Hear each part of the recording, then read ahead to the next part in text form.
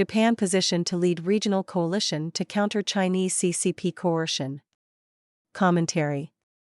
Since the National Security Treaty was signed in 1951, Japan has depended on the United States for its national security, but that has been changing over the last 12 years, and that change accelerated on February 8, 2026, when voters went to the polls in a snap election called by Japan's first female prime minister, Sanai Takaichi. Long story short, the snap election delivered a historic landslide, giving her Liberal Democratic Party its strongest majority in more than 70 years. This was no accident. After the decades-long LDP-Komeito partnership collapsed in late 2025, she cobbled together a more ideologically aligned alliance with Japan's Innovation Party. This realignment liberates Japan's foreign policy from pacifist gridlock, transforming the 352-seat supermajority from a domestic victory into a strategic mandate to accelerate Japan's defense buildup and to work on building a new regional coalition capable of countering China, as opposed to counting on the United States. This is very good news for U.S. citizens.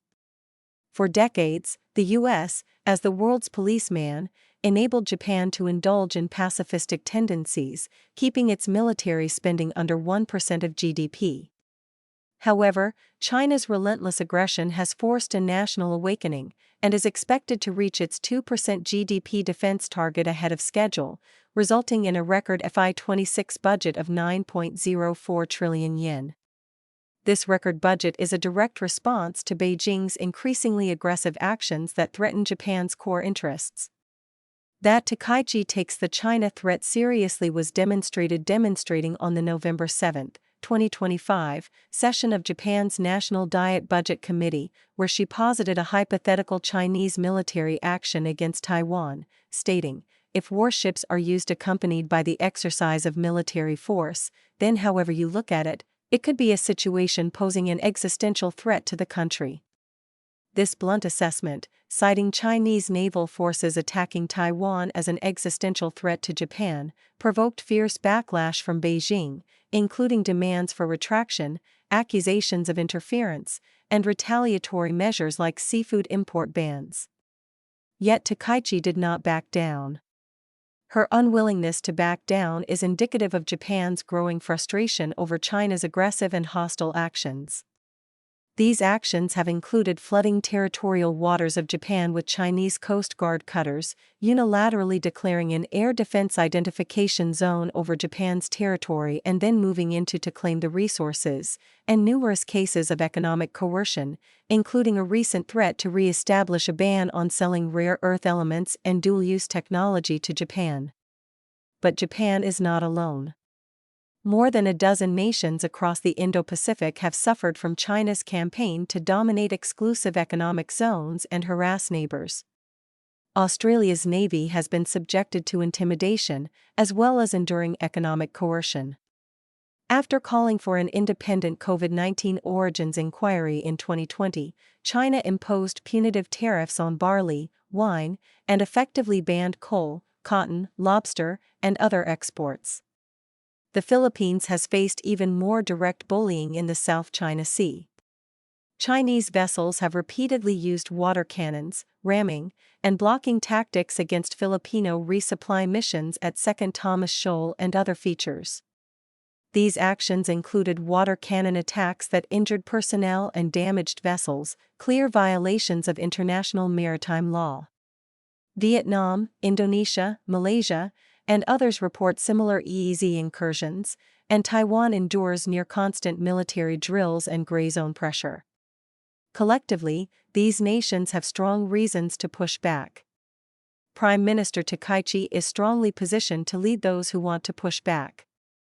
As head of the region's most advanced and technologically powerful economy, she brings proven coalition-building skills. Her swift formation of the LDP Japan Innovation Party alliance after the Komeito split demonstrated her ability to bridge differences and create stable partnerships under pressure.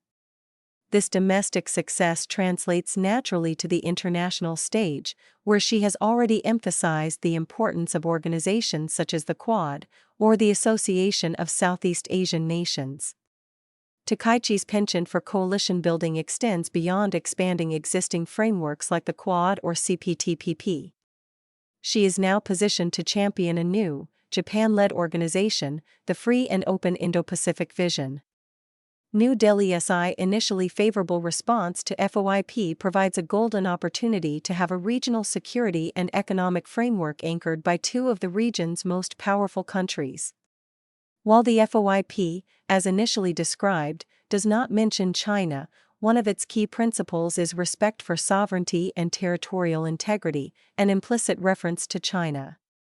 Under Takaichi's leadership, its raison d'etre could be made explicit.